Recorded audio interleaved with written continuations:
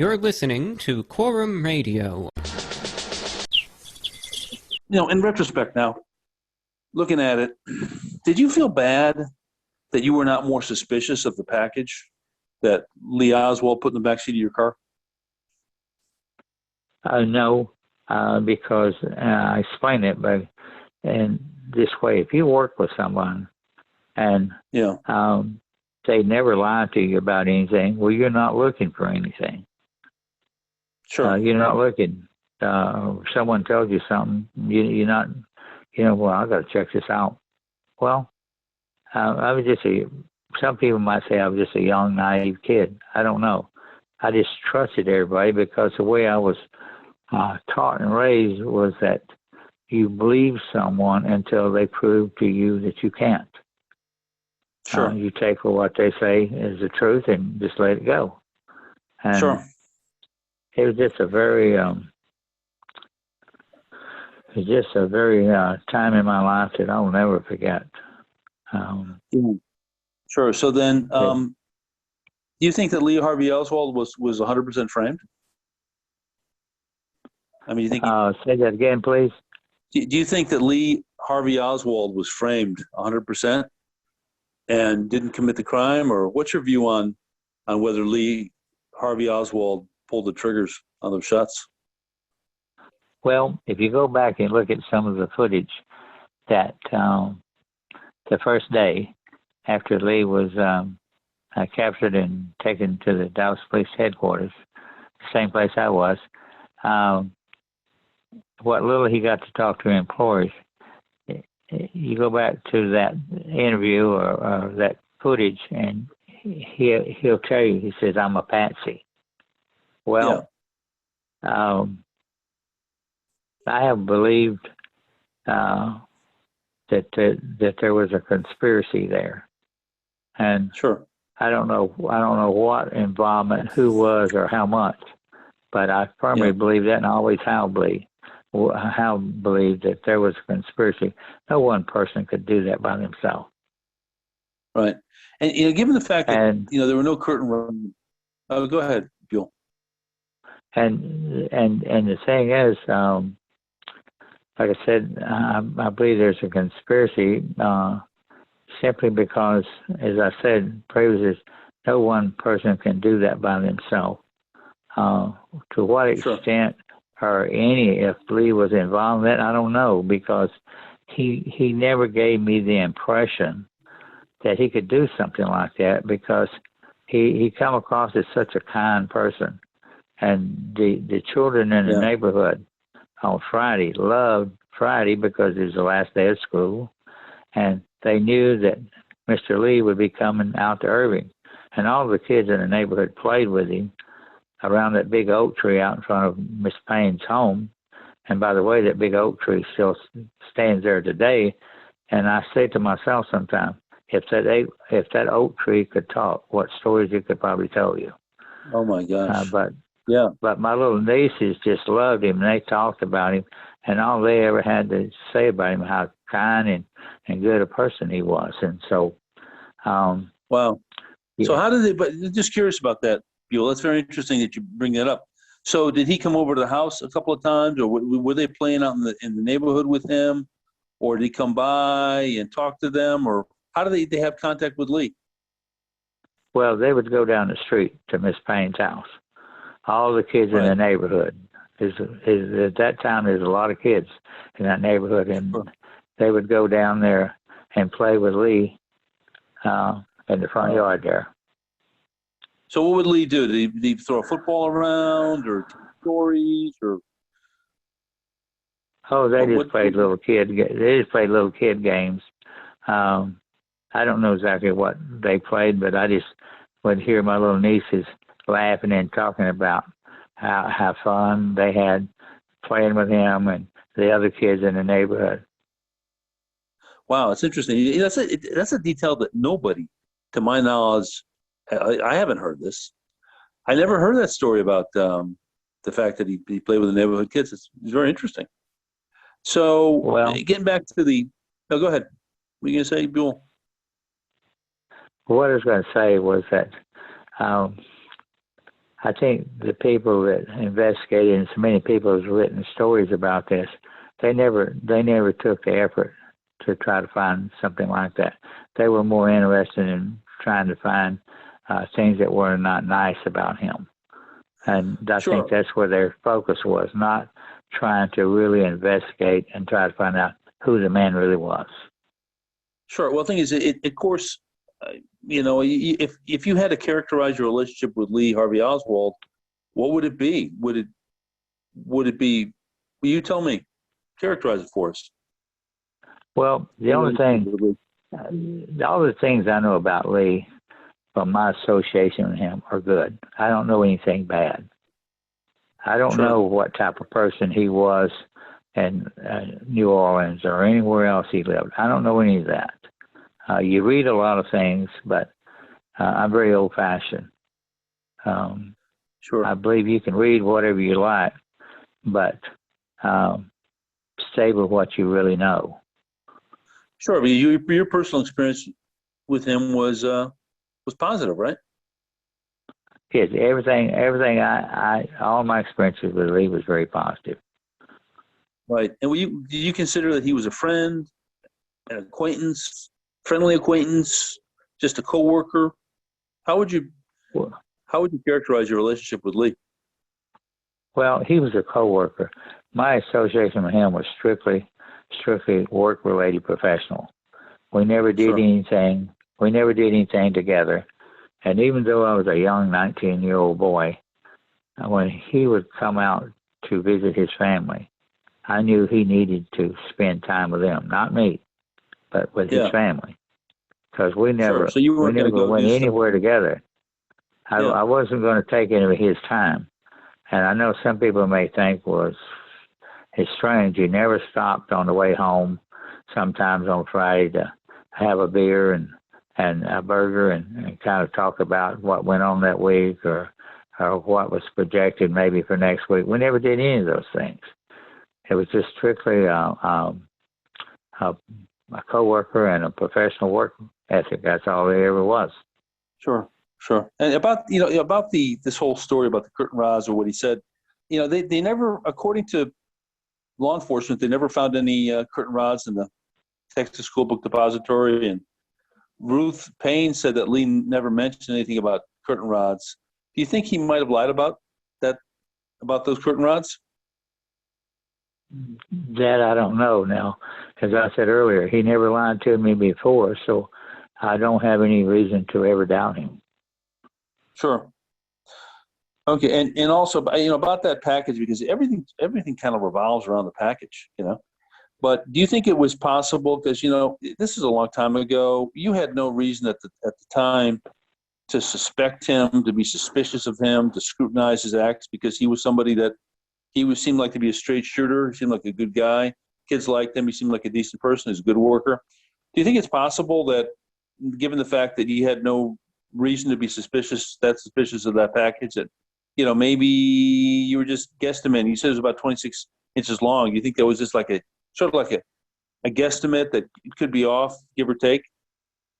No, I think that, as I said in my previous testimonies, the package was around 2 feet. It would take an inch or two. And the thing is, I later worked with for History of America tours, and on that panel was a man named Josiah Thompson. He's the author of 6 Seconds in Dallas. Well, he has a Italian Concarno rifle, and the serial numbers from the one Josiah has is only just a very short numbers away from the one they found in the Texas School Book Depository.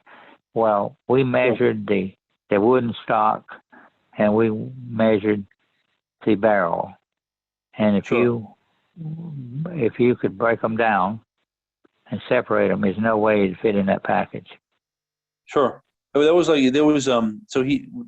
he had was it's a 41-inch version, and that was when you disassembled it was about 35 inches or something. I think I recall. I don't remember, but I remember Josiah and I measured it, and he looked at me and he says, "You're right, Bill." He said, this rifle broken down would not fit in that package. Sure. Okay. And just curious about getting back to the moments just after the assassination. Were people saying things like, "Hey, the shots came from over here or over there by the grassy knoll, by the school book depository above, by an upper floor, by the underpass"? Did people start talking about that? Well, not to me. Not to me, they didn't. But, sure. So you think but if you interview people that were there that day, you will have different probably opinions about sure. what they think. And but no, I didn't talk to anyone about anything like that. And you mentioned that it was kind of a difficult spot because you had it kind of shut off on three sides, and things would ricochet, and the wind was in the autumn was could affect the sound. But where do you think the shots came from, Buell? Well, all I know is what I've said in the past. I really don't know. All I know is what it sounds like, but what sounds like is not always the truth. Yeah. So I have no idea. Sure. Okay, that's fair enough because it was a lot of cacophony and the sound could bounce off one building or next or trees. So then your interrogation with Dallas police was not pleasant. Did you ever see any of those Dallas police officers afterwards at conferences, at events? Did they ever apologize for the way they treated you? Absolutely not. I never did see Fritz or Stovall or Rose after that. Right. And how about this? How about the Secret Service? Did they interrogate you too, or the FBI? Well, I had to go to Washington D.C. and testify before the Warren Commission, and my sister and I, we did that. How was that? A lot more low key. Well, it was something entirely different. It's something I'd never done in my life, or then or since then. It was entirely different. It's an experience that you will remember. Of course. So, and then let's deal with a couple of things about Lee. Did Lee strike you as a pretty confident guy, self-assured? He didn't seem to be talkative. What do you think? Was he a pretty confident guy and sure of himself? He gave me the impression, as I said, he wasn't a talker, but he was a very good worker. He's very smart. Sure. He was filling the orders. He was, after I taught him, he was very confident in what he was doing. And occasionally he would ask me something about an order. But now, what I wanted to ask you is that he was older than you, did a good job. Yes. And he was an ex-Marine at the time. Now, you later on went to the U.S. Army, but did you look up to him?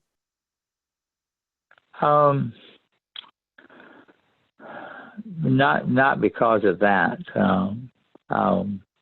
The only body that had been in my family had been in the military was my mother's youngest brother, and he was in the Army during World War II. Yeah. But no, I didn't look up to him because he at that time because he was a veteran. He was just I just looked at him as what he was. He was just a man that I worked with. Sure. Right. And so now of course, you worked at the school book depository, I guess, through the time you went to the Warren Commission in 64, and then you got drafted. Uncle Sam took your number, went into the Army. Tell us briefly about that. I know we've gone over our time, Buell, and I'm very grateful to be able to talk to you, but your life was not the same after what happened. What was your experience like in the U.S. Army? Was that pretty positive or what? Well, yeah, I think it was good for me. I was really, I didn't trust anyone back then, and I was so scared. I'm glad that I am a veteran, but I would have preferred to maybe be drafted a couple of years after what I was, simply because maybe I'd had more time to readjust and get myself together. It was a very difficult time for me, but I did go to the Army, and I served 2 years active duty, and then 2 years active reserve, and 2 years inactive reserve, and then I got my discharge in 71, August of 71, and then less than 2 years later, I re-enlisted back into the Army, and I did 4 years, and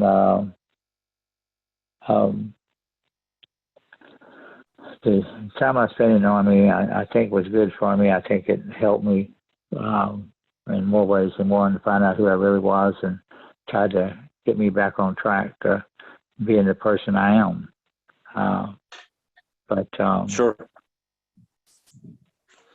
Sure. So then, and by the way, you get to know George S. Patton IV, General George S. Patton IV, General Patton's son, right? Yes, I did. Yeah, I worked for him. I worked for him about 2 years. Over 2 years, I worked for him. 2 going on 3 years, I worked for him. Sure. And your specialty at the time, you were mostly just in artillery, right? Yes, I was artillery. And so I remember one day I was down with the guys on the gun crew, and we were punching the tube, and the sergeant major and the battalion commander, Colonel McHugh, came by and down and found me and told me I had an interview with G3 at division headquarters. And so I got to thinking about that, and I said, well, I wonder why they want to talk to me. And sure, I didn't know what it was about. They'd found out about my past or what, but I reported up there, and I was talking to this colonel, and he was telling me how much I was going to enjoy. I was going to enjoy working up there. And it's a funny thing, when before the sergeant major and colonel came by, I said to myself, I said, all I've ever been in the old combat units and so forth, I said, I'd really like to have be assigned to a position where I could maybe help with the training or the planning of what a person would go through in their training. And that's when the sergeant major and the colonel told me I had an appointment up there. But getting back to talking to the colonel, he was telling me how much I was going to enjoy working up there. And I listened to him, and I told him, I said, sir, I have a question to ask you. He said, yes. I said, how did you want to see me up here? I said, I don't know anybody up here. I said, I never worked at a level like this. And he said, well, there's a new general coming to take over this division, and he's seen you work. And I said, he's seen me work? He said, yes. He's seen you run a gun crew. And I was a gunner on this 8-inch Hauser, and he said that the new general was very impressed by me. And I said, I see. But I said, you have to understand, I said, all I know about is how to teach soldiers to put steel on the target and do it as quickly as possible. And he said, and I said, I don't know anything about shuffling papers and all like that. And he says that we can teach you, but he says the reason you're here is because of what you've accomplished and what you can do. So, wow. Make a long story short, I reported up there and began working as G3, as an artillery guy in G3, and General George S. Patton IV, I worked with many hours, And it wasn't, well, we were working on something. It wasn't a general and a sergeant working together. It was two individuals trying to figure out how to make that division a stronger and better division than it was. And it was a very professional working together. I've been with him many times in his chopper. We used to go out and fly and look and watch formations and how people were set up. And the thing about G3, when you work in G3, you plan up to like 3 months in advance of where a unit's going to be and what they're going to be doing, and if one unit is going to be shooting over another. And it's it can be it'd be very interesting to keep all that intact. And I just really enjoyed working with the man. He was such I learned so much from him, and he liked the way I went about doing my job. Wow. But explain, by the way, what is a G3? The general's Say again, rank? please. You mentioned the term G3 a few times. Explain what a G3 is, please. A G3 is a department at a division level. G3 is you have different people doing different working on different training exercises and so forth. And that's what you do in G3. G2 is like intelligence, if you work in that division. But I worked in G3 because of my knowledge of how to put steel on a target quickly as possible. Sure. So then, at the time when you left the service, you were a sergeant. Wait, I think you were an E5, yes. Or what was your rank? Well, I was a sergeant E5 when I went to G3. I made E6.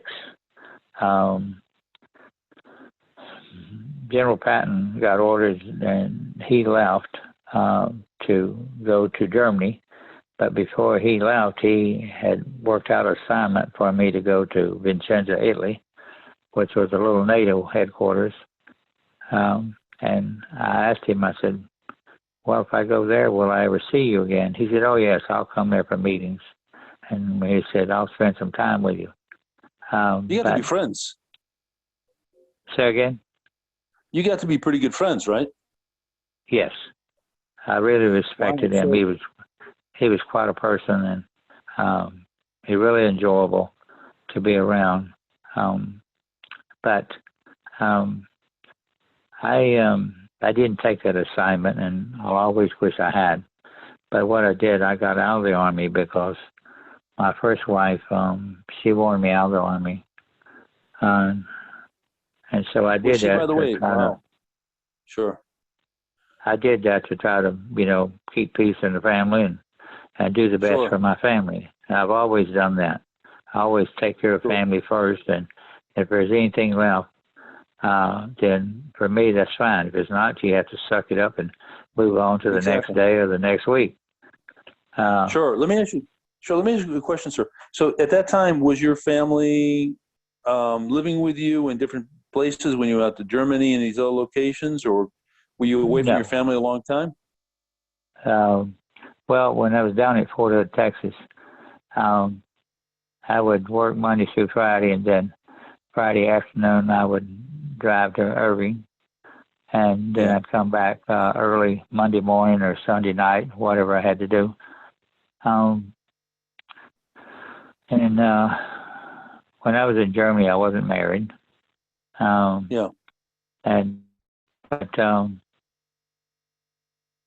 I have good memories of my time working with General Patton and in the Second Armored Division. That was a very special division because it's the only division in the history of the United States Army that's ever been commanded by father and son. And the Second Armored Division is no more now. They did away with that, and so it's special memories for me. The time I spent there, and I feel good about the work I did. It's great. Wow, that's interesting. Just a question. So you left the Army in '77, That is correct. right? And so then, let me ask you a question. If you feel comfortable with this, what did you do afterwards? Big change. Well, my first job, I like clothing. I always have an eye for sharp clothing, and so I found employment with a men's clothing store. They had a chain.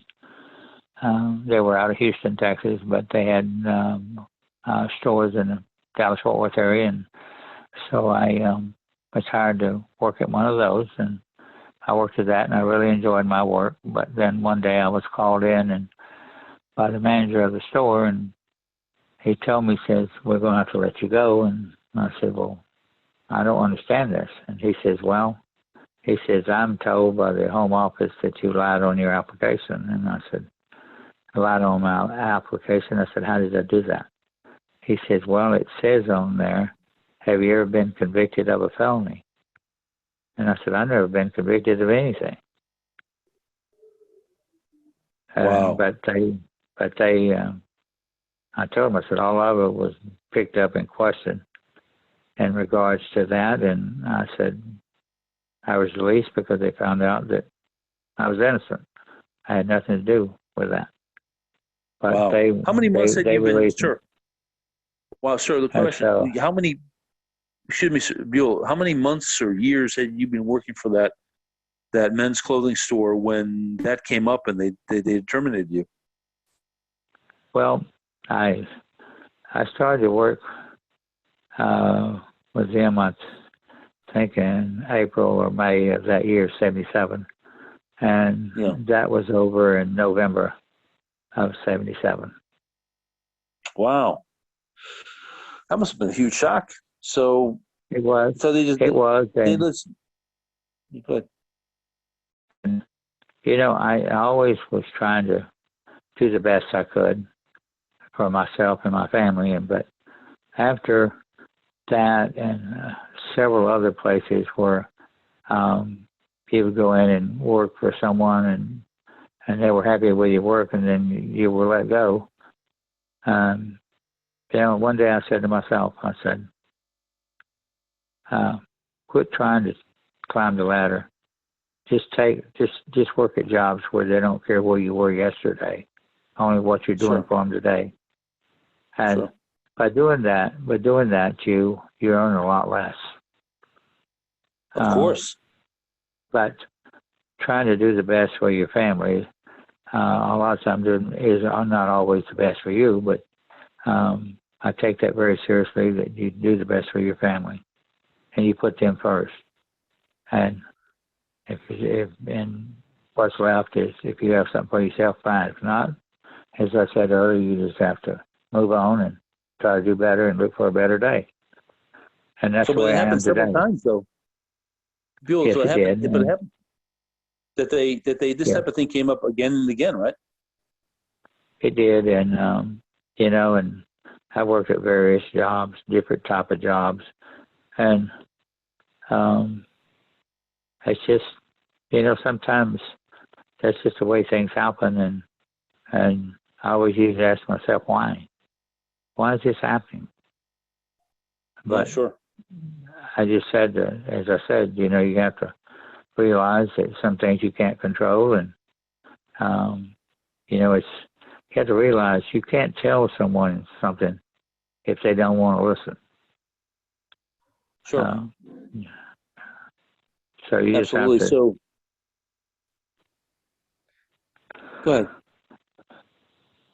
So you just have to move on and do the best you can, and try to get the best out of every day. So then you basically had kind of an odyssey between 1977, when you left the U.S. Army as an E6, a guy with a lot of responsibility, a lot of prestige. General George S. Patton IV thought you were an outstanding NCO.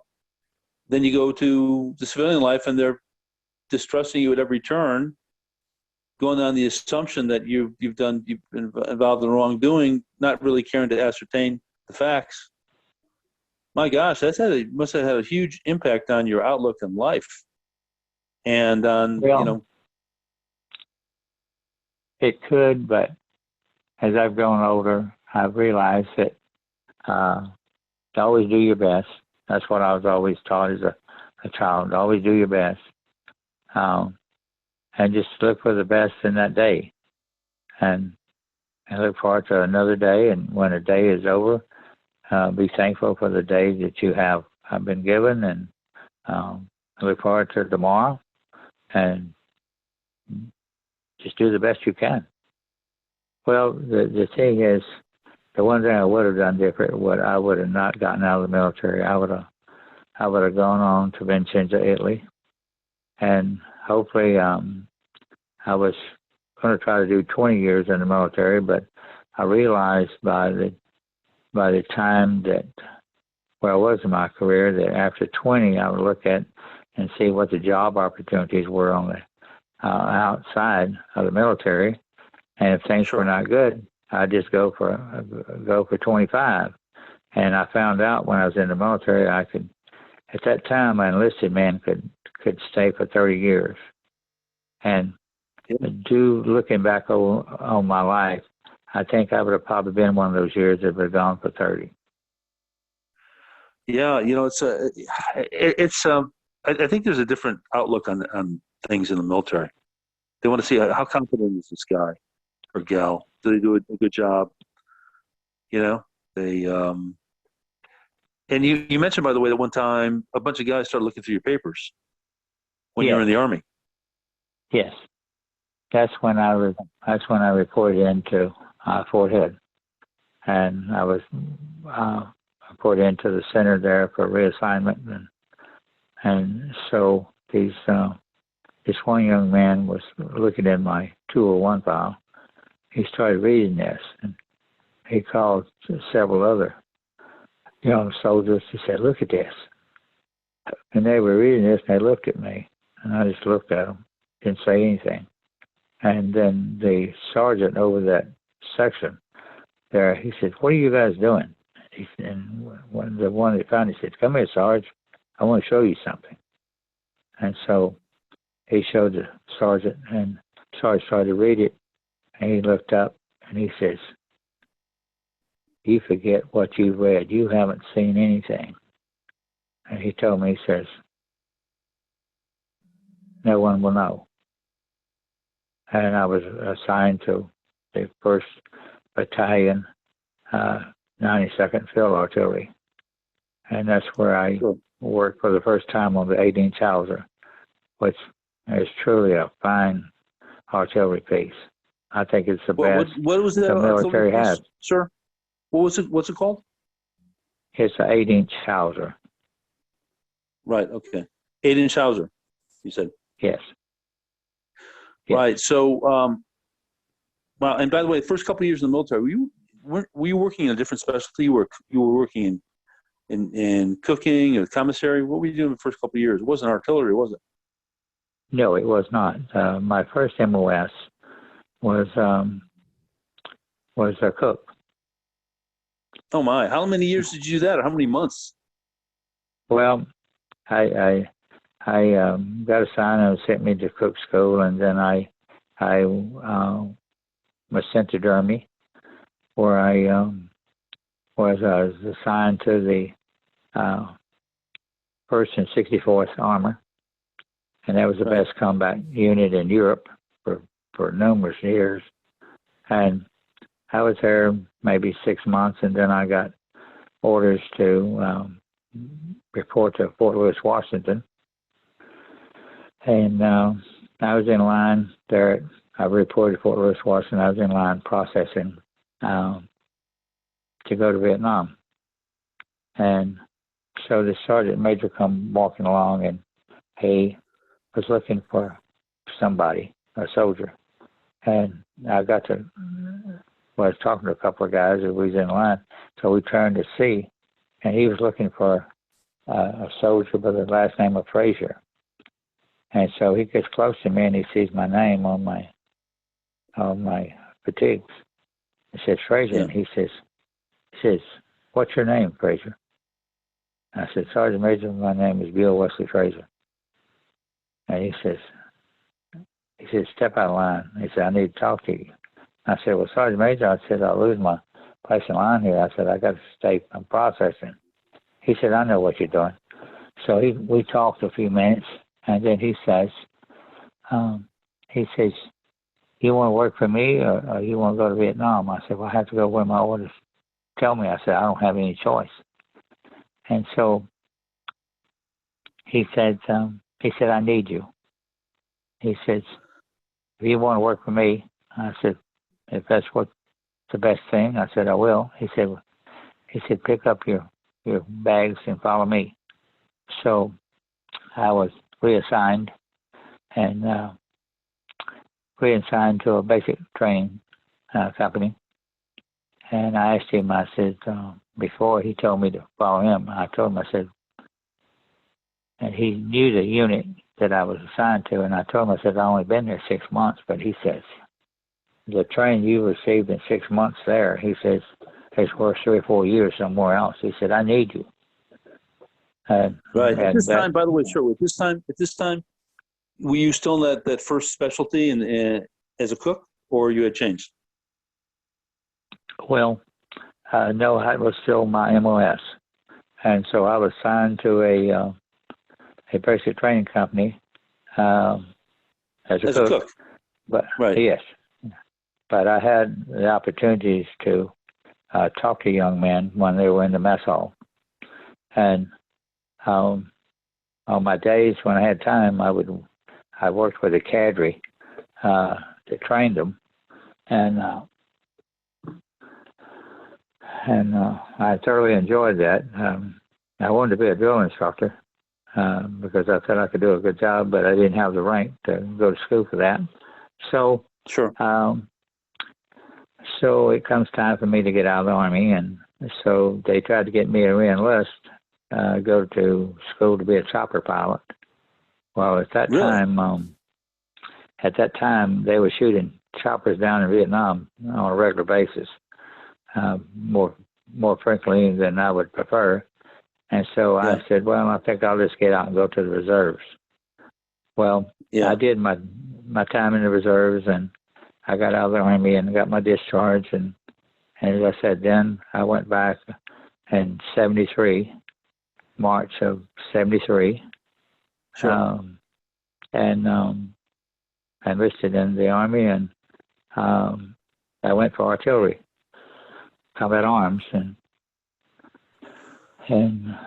I did well in that, and I was signed to Fort Hood, Texas, and I was there so many months, and then that's when I got the call to go up to G3 and work there in G3 under, and I worked a lot with General Patton out in the field and so forth. Sure. So in resume, it's been fascinating talking to you about your Army career. And this is, folks, Bill Wesley Frazier. He's author of the book, Steering Truth, My Eternal Connection to JFK and Lee Harvey Oswald. Well, Buell, basically, if you had to bet $100 for the winning answer, what would you say? That President Kennedy was shot in a conspiracy? Or somebody shot him, but it wasn't Lee? Well, what I will say, I think there was a conspiracy. Now, who did what, I'm not sure of. But sure. As far as my book, Steering Truth, you can go into Amazon or Barnes and Noble, sure. and you can order that. The book right now is being offered in hardback and in the electronic version, and the electronic version can be ebook purchased. The ebook can be purchased from Amazon, Barnes and Noble, Apple iTunes, and Google Play. We are working on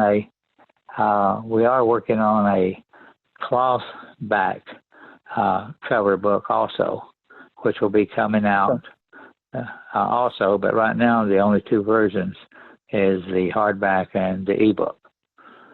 Okay, great. That sounds fantastic. So far is the book doing pretty well, Buell? Well, the book hadn't been out that long. It come out in March, and I've got to get with the publishing company and find out. I get a report every 3 months. They give me the breakdown of the sales and how it was. What I'm trying to say, the totals where it's hardback, a clothback, ebook, and how it was purchased.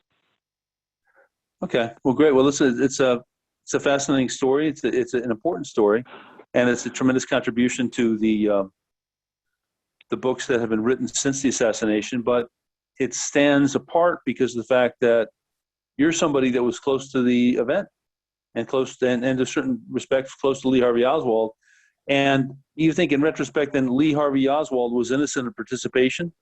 You think 100%, or do you think maybe he might have had something to do with the assassination? Well, I've been asked that many times, and I don't know the answer to that. But I've always believed that a person is innocent until proven guilty. And what I'd like to say is that if you go to Dallas, Texas, and you go to the old Texas School Book Depository, which is now the 6th floor museum, if you look there right to the right of the front steps, there is a sign that says that Lee Harvey Oswald is the alleged assassin. That's all you can say and be correct. Sure. Legally speaking, that's true. He was never tried in a court of law. That's right. That's what I was going to tell you. He never appeared in a court of law before a judge and a jury. And in reality, he never was convicted of anything. Sure. Because he didn't live long enough. He was, his life was cut short on Sunday morning. There as the detectives were going to transport him from the Dallas Police Headquarters over to the county jail there in Dallas, which is just a short distance. You can walk there.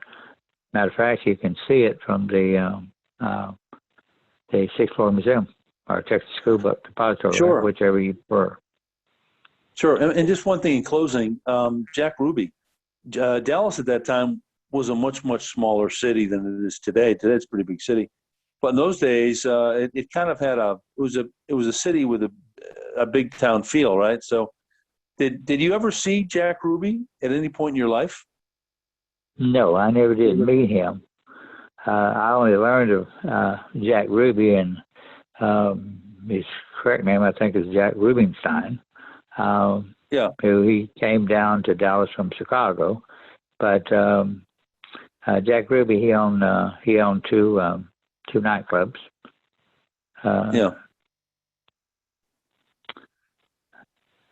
Sure. Right, but you never saw him.